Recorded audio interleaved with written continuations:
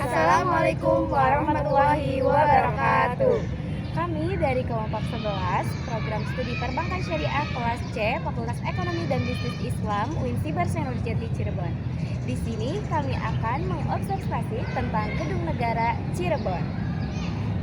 Saya Pepi Rawadatul Jana dengan NIM 25302111073 dan teman saya Skerlani dengan NIM 25302111003 dan saya Mutiara Zahwa 253021110. Selamat menyaksikan. Sejarah dan latar belakang Gedung Negara Cirebon. Gedung Negara Cirebon, yang dahulunya dikenal sebagai Cirebon Resident Woning, memiliki latar belakang sejarah yang erat kaitannya dengan administrasi kolonial Hindia Belanda di wilayah pantai utara Jawa.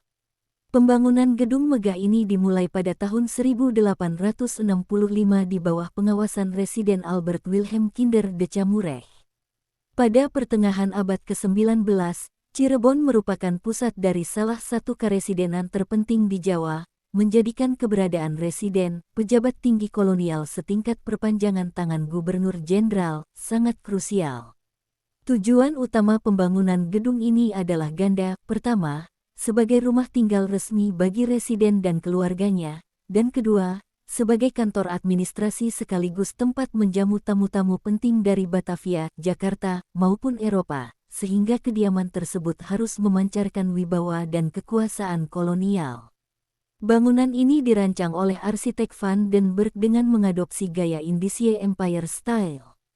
Gaya arsitektur ini dicirikan oleh skala yang sangat besar dan megah, dengan menggunakan kolom-kolom besar bergaya Eropa untuk menopang teras depan, memberikan kesan monumental yang diharapkan dapat mencerminkan status kekuasaan.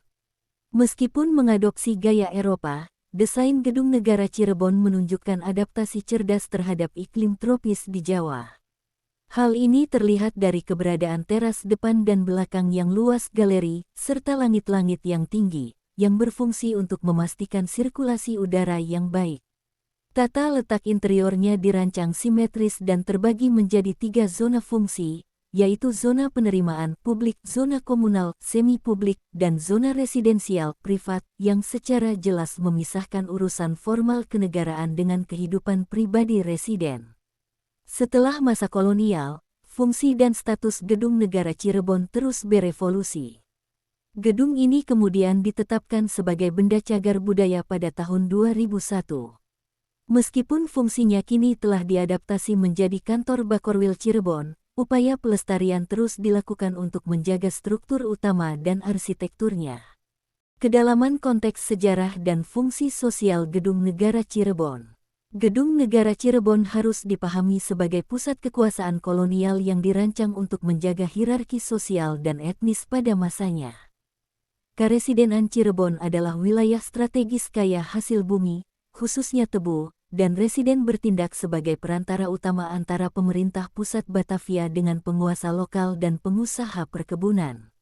Oleh karena itu, Residen Woning adalah tempat di mana kebijakan penting diputuskan, konflik diselesaikan, dan representasi kekuasaan Eropa dipamerkan kepada masyarakat lokal. Arsitektur Indiese Empire Style yang diterapkan sengaja dirancang untuk membedakan ruang penguasa, di mana teras depan veranda Galerij voor, yang monumental dengan kolom-kolom besar berfungsi untuk mengintimidasi dan menegaskan status superior residen kepada tamu lokal, menjadikannya ruang transisi formal yang sangat penting. Di sisi lain, ruang inti zal memiliki tata letak simetris yang menekankan keteraturan dan kontrol administratif, sementara galeri belakang Achtergalerij yang lebih tertutup berfungsi sebagai ruang santai keluarga yang privat, terpisah dari urusan publik dan lingkungan kerja. Pemisahan fungsi ruang ini mencerminkan kebutuhan keluarga Eropa untuk memiliki ruang istirahat yang terisolasi.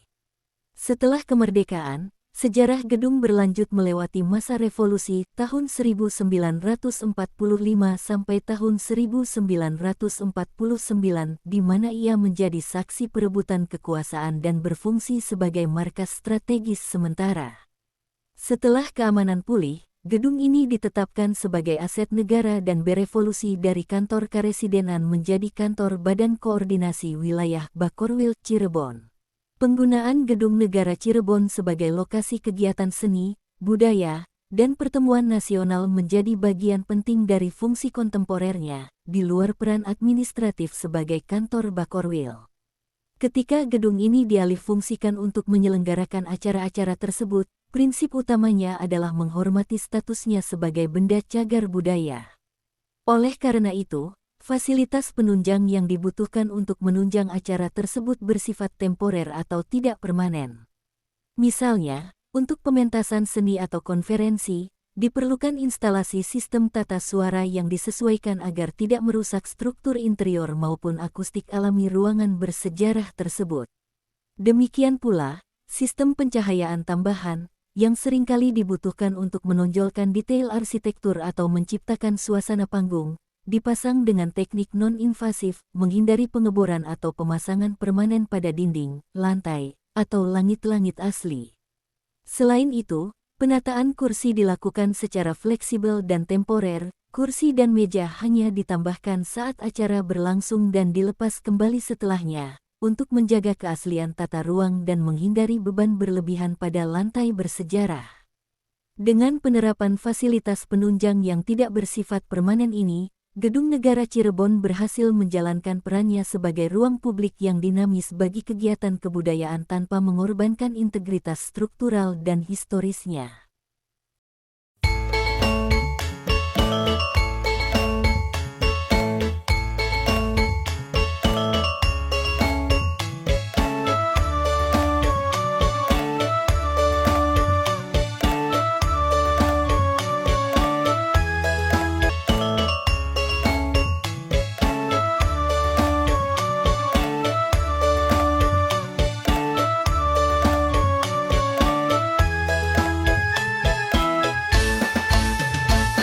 Bakorwil Cirebon.